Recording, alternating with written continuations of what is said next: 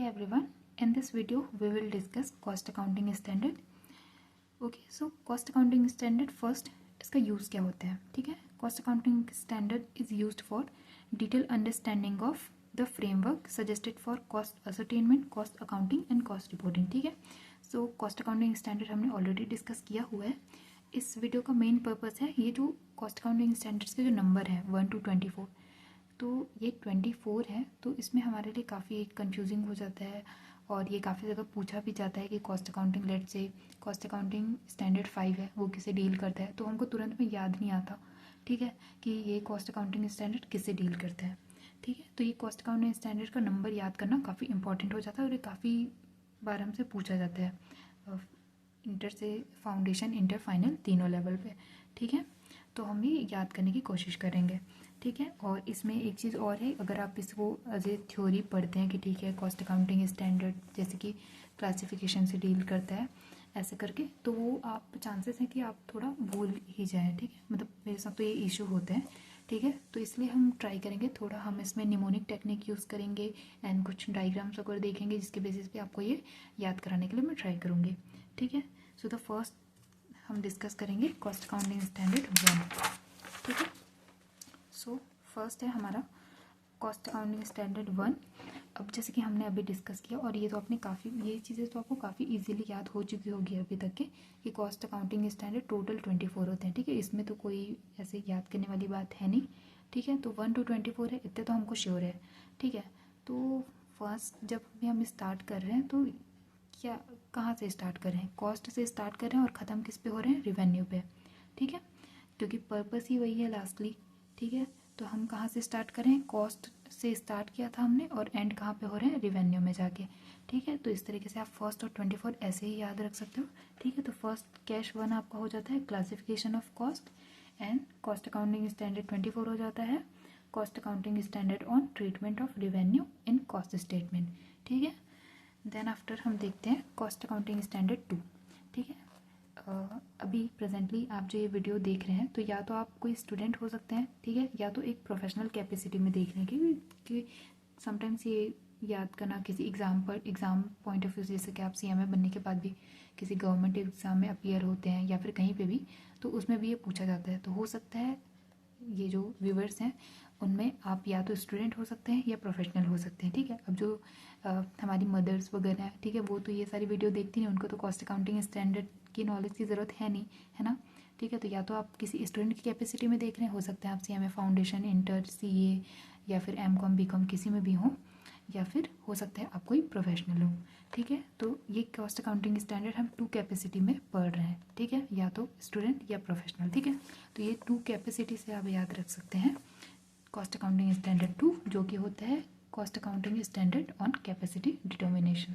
Okay, then after आता है आपका थर्ड. ठीक है, cost accounting standard third deal करता है ओवरहेड से.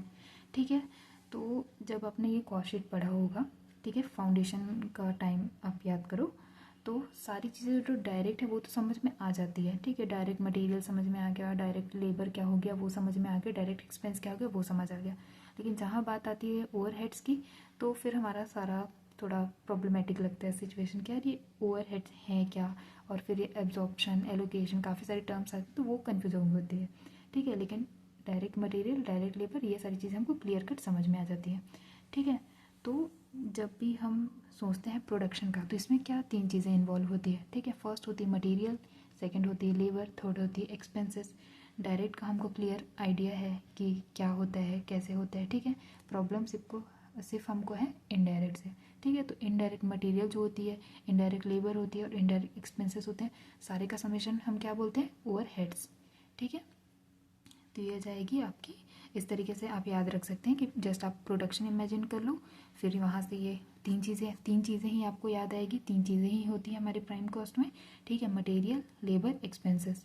ठीक है, 3 चीज़ें आपको याद आएगी. डायरेक्ट का आपको पता है प्रॉब्लम किस में हो रही है, सिर्फ ओवरहेड्स में. ठीक है, तो यहाँ से आप कॉस्ट अकाउंटिंग स्टैंडर्ड थर्ड रख सकते हैं, जो कि है जो डील करता है ओवरहेड से. ठीक है, देन आफ्टर आता है आपका हम एक सीरीज़ नहीं फॉलो कर रहे, यहाँ पे मैंने जो भी ओवरहेड्स है वो भी कंटिन्यूशन में ले लिया है, ठीक है। देन आफ्टर हम जो अदर कॉस्ट अकाउंटिंग स्टैंडर्ड्स हैं वो भी डील करेंगे, ठीक है। तो यहाँ पे ओवरहेड की हम बात कर रहे थे, तो मैंने एडमिन ओवरहेड भी यहाँ पे कंसिडर कर लिया है, ठीक है। सॉरी। देन आता है आपका एडमिन ओवरहेड, ठीक है। तो जब भी हम सुनते हैं एडमिन, ठीक है, तो इससे क्या याद आता है, ठीक है। कोई भी चीज़ जब वर्ड हम सुनते हैं तो इससे एक हम इमेजिन करते हैं कुछ ना कुछ, ठीक है। सो जैसे कि मैंने बोला पेन, तो आप तो तुरंत कुछ इमेजिन करेंगे, ठीक है। तो वैसे ही मैंने कहा एडमिन, तो उससे क्या चीज़ें याद आती है, ठीक है। तो उसमें जैसे कि आप अभी अगर आपने आर्टिकलशिप वगैरह के टाइम के बाद ये देख रहे हैं, ठीक है, तो आर्टिकलशिप में ये सारी चीज़ें आपने एक्सपीरियंस की होंगी, या फिर अगर आप फाउंडेशन के भी हैं, ठीक है, तो आपने ये मूवीज़ वगैरह में देखा होगा, टीवी में देखा होगा। जब भी हम ऑफिस की बात करते हैं तो क्या क्या चीज़ें आती है, ठीक है। फाइल्स पड़ी होती है उस हमारी इमेजिनेशन में, या फिर जो भी हम मूवीज़ वगैरह इमेजिन करें उसमें, ठीक है। लैपटॉप होता है या कंप्यूटर होता है, एक डेस्क होती है, ठीक है, प्रिंटर होती है, ऑफिस में प्रिंटर होती ही है, ठीक है। देन आफ्टर स्टेशनरी आइटम होते हैं, पेन पड़ी होती है, ठीक है, डस्टबिन्स होते हैं, ठीक है। फिर आपके फ़ोन है, हर जगह तो आप फ़ोन लेके ही जाते हैं, ठीक है, मतलब हम सब, ठीक है, तो फ़ोन होती है। देन आफ्टर पेपर्स पड़े होते हैं, ठीक है, प्रिंटिंग के लिए या नोट डाउन करने के लिए, जो जिस पर्पज़ से पेपर्स होते हैं ऑफिस में, ठीक है। देन आफ्टर आपकी बैग होती है, ठीक है, ईमेल्स होते हैं, एंड सबसे इम्पोर्टेंट जिससे सब रिलेट कर सकते हैं, चाय या कॉफ़ी, ठीक है। तो ये तो 11 जो चीज़ें हैं ना, वो तो हर कोई बता सकता है कि यार ऑफिस में तो ये होता है, और सबके ये कॉमन ही निकलेगा। चाहे आपने आर्टिकलशिप का सोचा हो, या फिर अगर आप फाउंडेशन के हैं तो आप किसी मूवी का इमेजिन कर सकते हैं, ठीक है। तो ये जब जब भी हम ऑफिस की बात करते हैं तो ये 11 चीज़ तो ऐसी है कि कोई भी बता सकता है, और सबका जो आंसर होगा वो ऑलमोस्ट सिमिलर ही होगा, ठीक है। तो ये 11 चीज़ें हमको एडमिन से रिलेटेड याद आती हैं। तो इससे हम याद रख सकते हैं कि 11 जो कॉस्ट अकाउंटिंग स्टैंडर्ड है वो डील करते हैं एडमिन ओवरहेड से, ठीक है। देन आफ्टर आता है आपका कॉस्ट अकाउंटिंग स्टैंडर्ड 15, ठीक है। तो कॉस्ट अकाउंटिंग स्टैंडर्ड 15 है, वो डील करता है सेलिंग एंड डिस्ट्रीब्यूशन ओवरहेड से, ठीक है। तो यहाँ पे जैसे कि जो जोमेटो से यूजुअली हम ऑर्डर करते हैं कुछ, ठीक है, तो वो हमको क्या कर सेल करने आया है, वो अपना मतलब जो भी कंपनी से वो सामान लेके आ रहे हैं, सेल करने आए हैं, डिस्ट्रीब्यूट करने आए हैं, ठीक है। कंपनी ने सेल किया, और जो हमारा जोमेटो डिलीवरी बॉय होता है वो उसे डिस्ट्रीब्यूट करने आता है हमको, ठीक है। तो ये जैसे कि मैंने बनाया जोमेटो, ठीक है। तो यहाँ से आप बहुत बारिश हो रही थी तो आपका बड़ा मन किया कि चलो यार समोसे खाते हैं, ठीक है। आपने ऑर्डर किया समोसे, और बहुत ज़्यादा हैवी रेन थी, ठीक है। तो डिलीवरी बॉय एकदम रेनकोट वगैरह पहन के आया, तो आपको लगा यार ओ माय गॉड, इतना इसने मेरे लिए एफर्ट डाला, इतनी बारिश में भी ये मेरा पार्सल लेके आया है, ठीक है। तो आप बहुत ज़्यादा ना इम्प्रेस हो गया उससे, ठीक है। तो आपने क्या किया, मैं कैश तो दूंगा ही, साथ में जोमेटो में हमारे पास काफ़ी सारे ऑप्शंस आते हैं टिप देने के, 10 रुपीज़ 15 रुपीज़ एंड ऑल, ठीक है। तो हमने बोला नहीं यार, मैं हैप्पी हूँ तो मैं टिप तो दूंगा ही, और एक्स्ट्रा टिप दूंगा, ठीक है। तो हमने कैश भी पे किया, देन आफ्टर हमने टिप भी कितने का दिया, 15 रुपीज़ का दिया, ठीक है। तो इस 15 रुपीज़ से आप याद रख सकते हो कॉस्ट अकाउंटिंग स्टैंडर्ड 15, जो कि डील करते हैं सेलिंग एंड डिस्ट्रीब्यूशन ओवरहेड से, ठीक है। देन आफ्टर आता है नेक्स्ट। देन ये ओवरहेड हमारे ख़त्म हो गया। अब हम एक एक करके अदर जो कॉस्ट अकाउंटिंग स्टैंडर्ड रिमेनिंग है वो देखते हैं, ठीक है। तो कॉस्ट अकाउंटिंग स्टैंडर्ड 5 है, वो डील करता है ट्रांसपोर्टेशन से, ठीक है। अब आप ट्रांसपोर्टेशन से एक, जब आप रोड में नॉर्मली वॉक कर रहे हो, ठीक है, नॉर्मल मोड ऑफ ट्रांसपोर्टेशन जब भी आपको इमेजिन करने के लिए बोला जाए तो क्या क्या याद आते हैं, ठीक है। आप रोड का इमेजिन कर लो तो आपको दिख जाएगी बाइसिकल, लेबर होते हैं वो जाते रहते हैं, या फिर मॉर्निंग वॉक के टाइम पे देखो तो काफ़ी लोग एक्सरसाइज पर्पज़ से वो बाइसिकल वगैरह यूज़ करते हैं, ठीक है। तो ये सारी ऐसी हैं जो हमको बहुत ही कॉमन दिख ही जाती है मोड ऑफ ट्रांसपोर्टेशन, हाँ, ठीक है। तो फर्स्ट आ जाती है हमारी ये बाइसिकल, देन आफ्टर आती है बाइक, बाइक में आप स्कूटी वगैरह भी ले लो, ठीक है, सारी एक टाइप की चीज़ें, ठीक है। तो बाइक के अंदर आती है स्कूटी वगैरह, ठीक है, तो बाइक में आ जाएगा वो। फिर आ जाती है बस दिख जाएगी आपको, ये स्कूल बस वगैरह होती है, या फिर नॉर्मल पैसेंजर बस, ठीक है। देन आफ्टर ट्रेन आप देख सकते हैं, ठीक है। और ये फ्लाइट की फैसिलिटी ऊपर ऐसे ही एक दो तो आती जाती ही रहती है, ठीक है। तो ये 5 मोड ऑफ ट्रांसपोर्टेशन वो तो बहुत ही कॉमन सी आपको दिखी जाएगी, ठीक है। तो इससे आप याद रख सकते हैं कॉस्ट अकाउंटिंग स्टैंडर्ड 5, जो कि डील करते हैं आपका एवरेज कॉस्ट ऑफ ट्रांसपोर्टेशन, ठीक है। देन आफ्टर आता है आपका कॉस्ट अकाउंटिंग स्टैंडर्ड 6, ठीक है।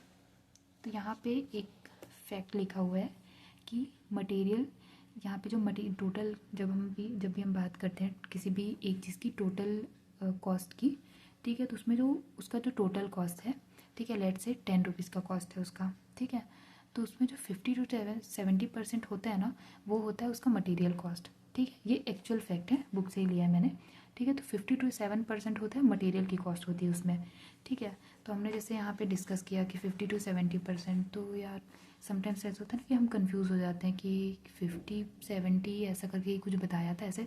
तो हमने सोचा कि अभी जब हम ये चीज़ें पढ़ ही रहे हैं, तो हमने सोचा इसको और थोड़ा सा हम ईजी कर लेते हैं अपने लिए। तो हम मान के चलते हैं, अप्रॉक्स नहीं लेंगे, हम एग्जैक्ट मान के चलते हैं कि हम 50 और 70 का एवरेज ले लेते हैं, ठीक है। हम कर लेते हैं कि 60% होती है वो हमारी होती है मटेरियल की कॉस्ट, ठीक है। तो आप इस तरीके से 60% जब आपने दोनों का एवरेज निकाल के ले लिया, तो आप 6 से याद रख सकते हो मटेरियल, ठीक है। तो यहाँ पे जैसे कि मैंने एक एग्जांपल दिया हुआ है, ठीक है, ये मेरी ड्राइंग उतनी अच्छी नहीं है, सो प्लीज़ एक्सक्यूज़ मी, ठीक है। सो बट ये आपको हेल्प करेगा मेमोराइज करने में, ठीक है। तो ये है हमारा एक डेयरी मिल्क का पैकेट, वो 10 रुपीज़ वाला जो छोटा सा डेयरी मिल्क आता है ना, ठीक है। तो उसमें अब मटेरियल की कॉस्ट जैसे अभी हमने डिस्कस किया कि 50 to 70%, लेकिन हम सोच रहे कि नहीं हम एग्जैक्ट लेंगे, तो हम बोल रहे हैं कि 60% इसमें मटेरियल की कॉस्ट होगी, ठीक है। तो जब हम ये चॉकलेट की बात करें तो इसमें कितने पैसे लगे होंगे, 6 रुपीज़, ठीक है।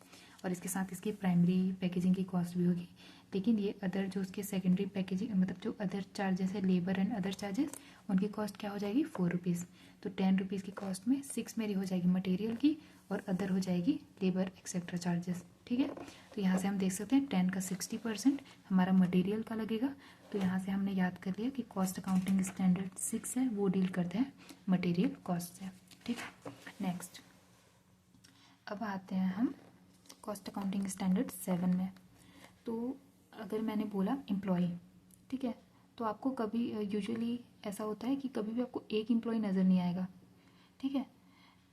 जो हम नॉर्मल इमेजिन भी करते हैं तो उसमें होता है काफ़ी सारे एम्प्लॉयज़ ही नज़र आते हैं हमको, ठीक है, काफ़ी सारे लोग एक साथ ही नज़र आते हैं, ठीक है। फिर जब हम बोलते हैं लेबर, तो वहाँ पे भी एक लेबर नहीं इमेजिन करते हम कहते हैं काफ़ी सारे लेबर्स, मतलब काफ़ी सारे लोग जो काम कर रहे हैं एक साथ, ठीक है। तो जब भी हम एम्प्लॉय के बारे में सोच रहे हैं या लेबर के बारे में सोच रहे हैं, तो हमको दिख रहे हैं काफ़ी सारे लोग। और ये जैसे मैंने कुछ एम्प्लॉयज़ बनाए हैं, मतलब मैंने ट्राई किया है, ठीक है। तो ये कह रहे हैं कि हम साथ साथ काम करते हैं, ठीक है। तो हम ये क्या कह रहे हैं, हम साथ साथ काम करते हैं, ठीक है। तो 7 को हिंदी में बोलते हैं साथ। तो इस साथ से आप उस साथ को याद रख सकते हो, ठीक है। तो ये क्या कह रहे हैं, हम साथ साथ काम करें, दैट इज साथ, आप इस तरीके से याद रख सकते हो, ठीक है। देन आफ्टर आता है आपका यूटिलिटी, ठीक है। तो यूटिलिटी का एक एग्जाम्पल होता है इलेक्ट्रिसिटी, ठीक है। एक्चुअल फैक्ट ही है, ठीक है। तो यूटिलिटी का एक एग्जाम्पल हमसे पूछा तो हमने बताया इलेक्ट्रिसिटी, ठीक है। तो इस इलेक्ट्रिसिटी को से हम याद रख सकते हैं, जैसे इलेक्ट्रिसिटी में भी ई यूज़ हुआ है, तो उससे हम याद रख सकते हैं 8, या फिर ये अगर थोड़ा सा डिफिकल्ट जा रहा है तो दूसरी तरीके से आप याद रख सकते हैं कि अभी जैसे कि समर का टाइम चल रहा है, ठीक है। तो किसी को ये बात अच्छी नहीं लगती कि जब भी पावर कट हो जाता है, इलेक्ट्रिसिटी जब घर पे नहीं होती, तो ये बात किसी को अच्छी नहीं लगती, ठीक है। तो एवरीबडी हेट्स दिस थिंग, ठीक है, कि जब पावर कट होता है तो एवरीबडी हेट, तो हेट से आप याद रख सकते हैं 8, ठीक है। तो ये हो गया आपका कॉस्ट अकाउंटिंग स्टैंडर्ड 8, जो कि डील करता है किससे, कॉस्ट ऑफ यूटिलिटीज़, ठीक है। देन आफ्टर आता है आपका कॉस्ट अकाउंटिंग स्टैंडर्ड 9, ठीक। तो ये है एक हमारी स्टूडेंट, एंड ये है लाइब्रेरी। लाइब्रेरी मीन्स जो स्टडी रूम्स होते हैं ना, जहाँ पे किसी भी एग्ज़ाम के लिए अगर आप प्रिपेयर करें या फिर जिस भी रीज़न से पढ़ना है, तो ऐसे स्टडी रूम्स बने होते हैं लाइब्रेरीज, ठीक है। तो अभी जैसे कि फॉर एग्जांपल अभी मान के चलते कि आप अभी हैं प्रिपेयर कर रहे हैं सीएमए के लिए, ठीक है। तो आपने एकदम डिसाइड कर लगा है कि 10 दिन बचे हैं एग्ज़ाम के लिए, अभी तो मुझे काफ़ी अच्छे से प्रिपरेशन करना है, मुझे बार बार नहीं पढ़ना, मुझे 1 को मैं सारा क्लियर करना है अटैम्प्ट, और मुझे जल्दी से सीएमए बनना है, ठीक है। तो आपने एकदम बैग वैग पैक करके डिसाइड कर लिया कि अब मैं लाइब्रेरी जाऊँगी डेली, और 9 AM को सुबह मैं जाऊँगी और 10 PM को डायरेक्ट मैं घर आऊँगी, ठीक है। तो आपने क्या डिसाइड किया कि मैं 9 AM को जाऊँगी और 10 को वापस आऊँगी, ठीक है। 9 AM को जाओगे, अब इतने 9 से 10 PM के लिए आप जाने वाले हो, तो आप काफ़ी सारी आपको पैकिंग लगेगी, इसके लिए आपको सुबह का ब्रेकफास्ट लेना होगा, देन आफ्टर पानी वानी आपको साथ में लेके जाना पड़ेगा, आपकी बुक्स को प्रॉपर पैक करना पड़ेगा, ठीक है, ताकि कोई चीज़ मिस आउट ना हो, ठीक है। तो इसके लिए आप लाइब्रेरी जाने की क्या करेंगे, प्रॉपर पैकेजिंग, ठीक है। तो इससे आप 9 से याद रख सकते हो आपका कॉस्ट अकाउंटिंग स्टैंडर्ड 9, जो कि डील करते हैं पैकिंग मटेरियल कॉस्ट से, ठीक है। देन आफ्टर आता है आपका कॉस्ट अकाउंटिंग स्टैंडर्ड 10, ठीक है। आप 9 AM को लाइब्रेरी गए और आप रिटर्न कितने समय आए, 10 PM, ठीक है। अब 10 PM में आप इतने टायर्ड हो चुके हैं, यार पूरे दिन मैंने पढ़ाई की, और 10 PM तो ऑलरेडी फिर रात हो गई, तो आपके पास आपका मन भी नहीं करेगा कि कहीं और जाने का, और ऑप्शन भी काफ़ी कम हो जाते हैं 10 PM को कुछ भी अवेलेबल होने का। तो आप इधर उधर ना जाके आप डायरेक्ट कहाँ आए, घर अपने, ठीक है। तो ये हो जाएगा आपका cost accounting standard 10 direct expenses, ठीक है। यहाँ से आप याद रख लो कि 9 AM को हम गए, 10 PM को सीधा घर, ओके। सो ये हो गया आपका कॉस्ट अकाउंटिंग स्टैंडर्ड 10। देन आता है आपका कॉस्ट अकाउंटिंग स्टैंडर्ड 11, तो हमने ऑलरेडी देख लिया था एडमिन में, ठीक है। फिर आता है कॉस्ट अकाउंटिंग स्टैंडर्ड 12, ठीक है। अब यहाँ पे क्या हुआ कि आपके घर में आपकी मदर ने आपको दिया 1200 रुपीज़, ठीक है, और बोला कि जाओ एक ये कप जो क्लोथ प्रेस करने के लिए आती है ना प्रेस, वो एक परचेज करके ले आओ, ठीक है। तो आपकी मदर ने आपको कितना दिया, 1200 रुपीज़, ठीक है, प्रेस परचेज करने के लिए। अब आप दुकान में गए, वहाँ पे आपको तो अब आइडिया होगा नहीं है कि प्रेस वगैरह जब हम परचेस करते हो कि कौन सी चीज़ें हमको देखनी होती नहीं होती, ठीक है। तो यूजुअली स्टूडेंट लेवल में ये सब आइडिया नहीं होता, ठीक है। तो आप शॉप में गए और वहाँ अपने शॉपकीपर से बोला कि आपके अकॉर्डिंग जो भी बेस्ट है वो दे दो, ठीक है। तो दुकानदार ने आपके साथ की डिसऑनेस्टी, ठीक है, उसने क्या है एकदम लो क्वालिटी प्रोडक्ट आपको दे दिया, आपसे 1200 रुपीज़ भी ले लिए और आपको एक लो क्वालिटी प्रोडक्ट दे दिया, ठीक है। अब आप लेके आ गए उसे घर। अब लो क्वालिटी प्रोडक्ट के साथ क्या इशू होता है कि वो बार बार रिपेयर एंड मेंटेनेंस मांगती है, ठीक है, बार बार उसको रिपेयर में ले जाना पड़ता है, बार बार ख़राब हो जाती है, ठीक है। तो इस लो क्वालिटी प्रोडक्ट के कारण क्या हुआ, आपने 1200 का प्रेस परचेज़ किया, लेकिन वो बार बार रिपेयर एंड मेंटेनेंस मांगती है, ठीक है। तो 12 को हिंदी में कहते हैं 12, ठीक है। तो इस बार बार से आप याद 12 मीन्स की 12 आप याद रख सकते हो, ठीक है। सो ये हो गया आपका कॉस्ट अकाउंटिंग स्टैंडर्ड 12, जो कि डील करता है रिपेयर एंड मेंटेनेंस कॉस्ट से। देन आफ्टर आता है 13th, ठीक है। अब यहाँ पे आप हो गए बहुत ज़्यादा एंग्री कि 1200 रुपीज़ मैंने दिया है, और इवन दो मैं एक ख़राब प्रोडक्ट लेके आया हूँ जिसमें बार बार मुझे मेंटेनेंस कॉस्ट देना, मतलब मैं उसको रिपेयर कराना पड़ रहा है, ठीक है। तो आप बहुत गुस्से में फिर आपने सीधा सर्विस सेंटर में कॉल किया और पूछा कहाँ है तेरा सर्विस सेंटर, ठीक है, मैं लेके आ रहा हूँ ये प्रेस, अब तू बना के दे मुझे नहीं पता। तो आपने सीधा सर्विस सेंटर में कॉल किया कि कहाँ है तेरा सर्विस सेंटर, ठीक है। तो इस 13 से और सर्विस सेंटर से आप याद रख सकते हो कॉस्ट अकाउंटिंग स्टैंडर्ड 13, जो कि होती है cost of service cost centre, ठीक है। तो ये है जैसे कि ये आप हो और ये है आपका सर्विस सेंटर का जो एम्प्लॉय है वो, और ये आपका सर्विस सेंटर, यहाँ पे आपने कॉल किया और पूछा कहाँ है तेरा सर्विस सेंटर, ठीक है। तो 13 मीन्स की cost accounting standard 13, okay. Next फिर आता है आपका कॉस्ट अकाउंटिंग स्टैंडर्ड 14, ठीक, ओके। फिर अब आपने उससे कुछ पूछा है कि तुम्हारा सर्विस सेंटर कहाँ है, तेरा सर्विस सेंटर कहाँ है, ठीक है। तो वो रिस्पॉन्ड करेगा आपको, वो बोलेगा सर हमारा सर्विस सेंटर है 14 नंबर शॉप पे, जस्ट एक पोल के साइड में ही है हमारा सर्विस सेंटर। क्या बता रहा है वो आपको कि हमारा सर्विस सेंटर 14 नंबर शॉप पे है और एक पोल के साइड में ही है, ठीक है। क्या बोला उसने, पोल के साइड में, ठीक है। तो इससे आप याद रख सकते हो पॉल्यूशन कंट्रोल, 14th हो जाएगा आपका पॉल्यूशन कंट्रोल, शॉप नंबर 14, ठीक है, नियर पोल, ठीक है, पॉल्यूशन कंट्रोल। देन अब आ जाता है आपका कॉस्ट अकाउंटिंग स्टैंडर्ड 16, जो कि डील करता है डिप्रिशिएशन एंड अमोर्टाइजेशन से, ठीक है। तो व्हाट्सएप में जैसे कि हम टेक्स्ट करते हैं किसी को तो हम स्पेलिंग्स वगैरह का उतना ध्यान नहीं देते, ठीक है, बस हमारा सेंस से क्लियर जाना चाहिए, ठीक है। तो अभी क्या है, हमारे एक फ्रेंड है दीप, उसने एक मोटर ली है, ठीक है। तो ये यूजुअली हम फ्रेंड्स में डिस्कस करते रहते हैं कि यार इतनी अच्छी उसने ये ली है वो ली है, ठीक है। तो आप दीप की मोटर के बारे में अपने किसी और फ्रेंड को बता रहे हैं, लेट से माया को बता रहे हैं, ठीक है, यार दीप ने मस्त वाली मोटर ली है, और दीप की मोटर तो अभी 16 साल मतलब 16 ईयर्स बाद डिप्रिशिएट होगी, अभी तो अच्छी चल रही है, मस्त नई नई वो लेके आया है, 16 ईयर्स बाद वो डिप्रिशिएट होगी, ठीक है। तो ये डिप्रिशिएशन से आप उसको ये DEP को आप ले सकते हैं दीप, ठीक है। और एमोर्टाइजेशन का MOR हमने कर लिया उसे मोटर, ठीक है, मोटर बाइक, ठीक है। तो डीप की मोटर 16 साल बाद डिप्रिशिएट होगी, 16 साल में डिप्रिशिएट होगी, ठीक है। तो 16 से आप याद रख सकते हैं डिप्रिशिएशन। एंड एक चीज़ है यहाँ पे कि अगर आपको कॉस्ट अकाउंटिंग स्टैंडर्ड ऐसे ही याद हो जा रहे हैं तो आप उस तरीके से याद करो, या फिर किसी भी तरीके से आपने ऑलरेडी याद कर रखा है तो आप उसको रिवाइज़ करो। अगर आपके पास ऐसा कोई टेक्निक या फिर कुछ भी ऐसा नहीं है तब आप ये रेफ़र कर सकते हो, ठीक है। आप एक में कॉन्स्टेंट रह सकते हो। देन आफ्टर आता है आपका okay. So cost accounting standard 16 हमने देखा, जो कि डील करता है cost accounting standard on depreciation and amortisation, ठीक है। नेक्स्ट देन है आपका कॉस्ट अकाउंटिंग स्टैंडर्ड 17, ठीक है। तो व्हेनेवर ये जो नंबर हम सुनते हैं 70, तो जनरली इसको जैसे बोलते हैं कि 17 खतरा, यार ये 17 तो बड़ा खतरा नंबर है, ऐसे खतरा के साथ यूजुअली इसको एसोसिएट किया जाता है, ठीक है। तो जो कॉस्ट अकाउंटिंग स्टैंडर्ड 17 है हमारा, वो डील करता है इंटरेस्ट एंड फाइनेंसिंग चार्जेस, ठीक है। ये चार्जेस वर्ड जब भी हम सुनते हैं तो हमको एकदम खतरा खतरा सा फील होने लगता है कि यार अब मैंने कौन सी तोड़ फोड़ मचा दी, अब मैंने क्या कर दिया जिसके लिए मुझे चार्जेस लगने वाले हैं, ठीक है। तो 17 को आप खतरा से एसोसिएट कर सकते हो, और खतरा सुनते ही आपको फिर ये चार्जेस के कारण आपको खतरा सा फील होता है, ठीक है। तो 17 टू खतरा एंड खतरा टू चार्जेस, ठीक है।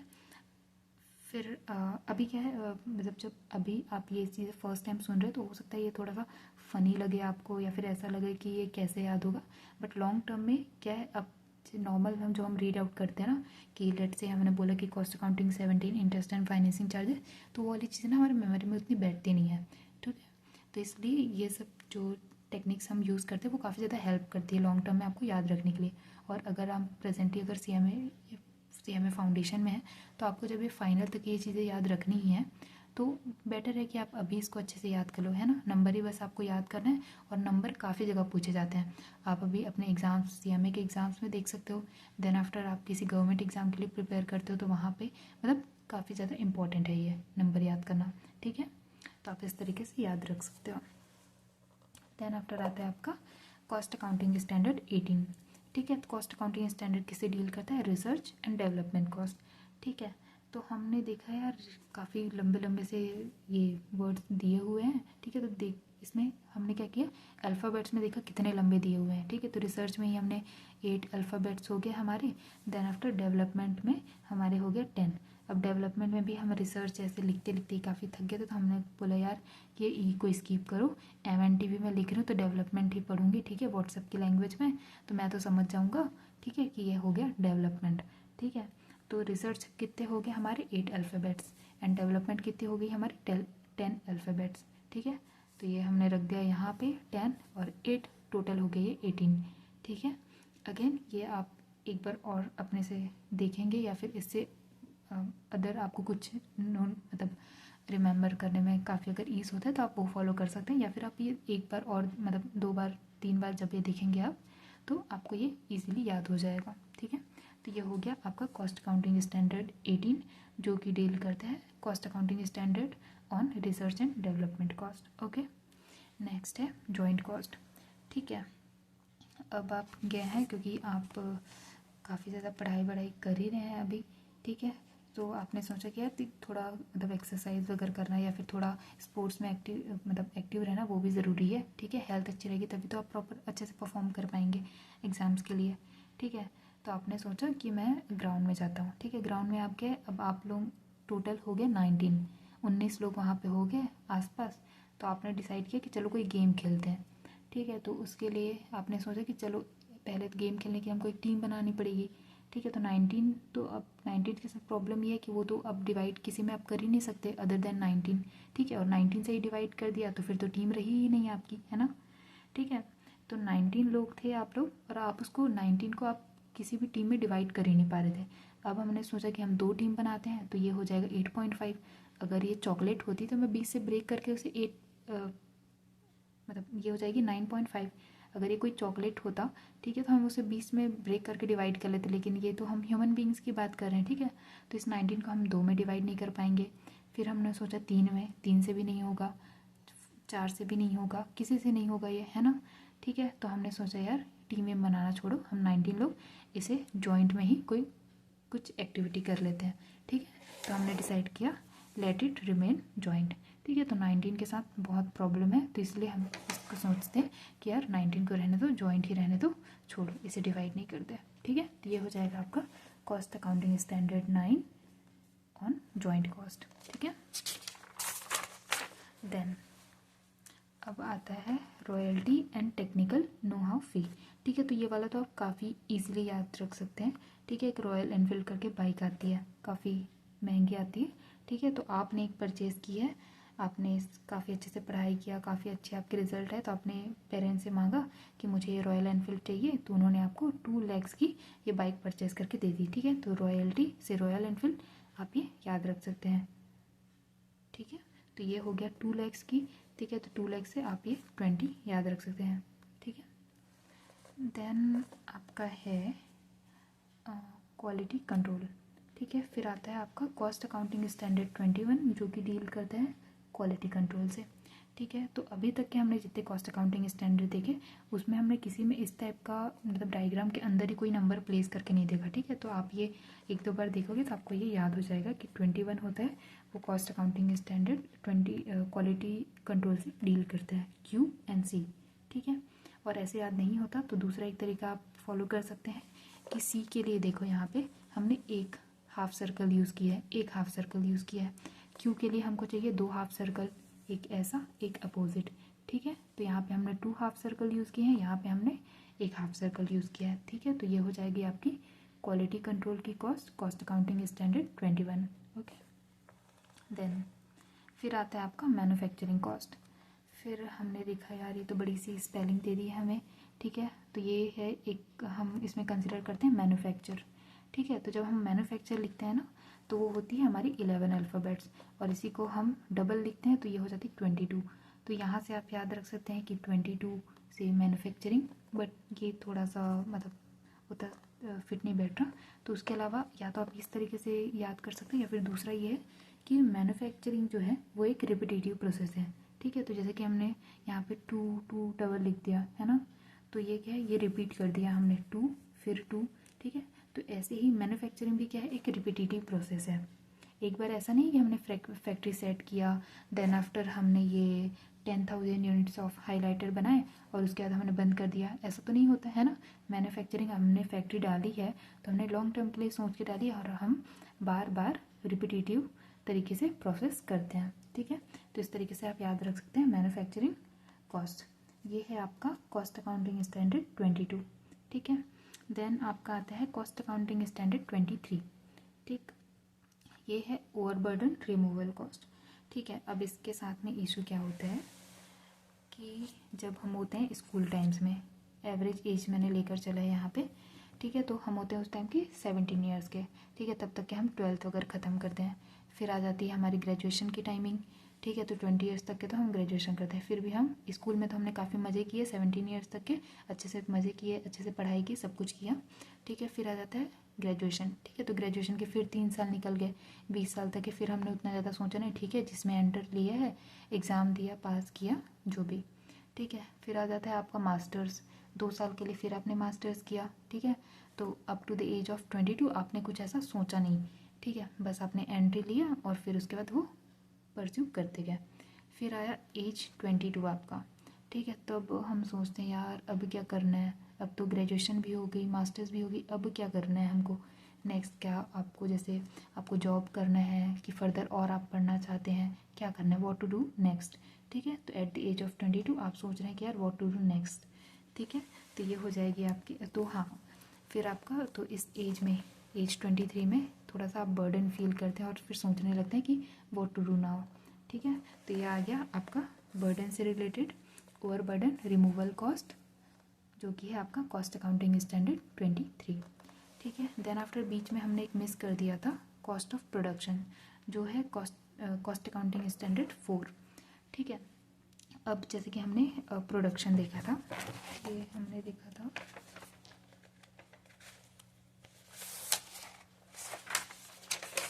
ठीक है, ये देखा था हमने प्रोडक्शन, ठीक है। तो जब भी हम बोलते हैं प्रोडक्शन तो हमको ये 3 चीज़ें याद आती हैं, मटेरियल, लेबर और एक्सपेंस। और जब हम कहते हैं कॉस्ट ऑफ प्रोडक्शन तो उसमें आ जाती है हमारी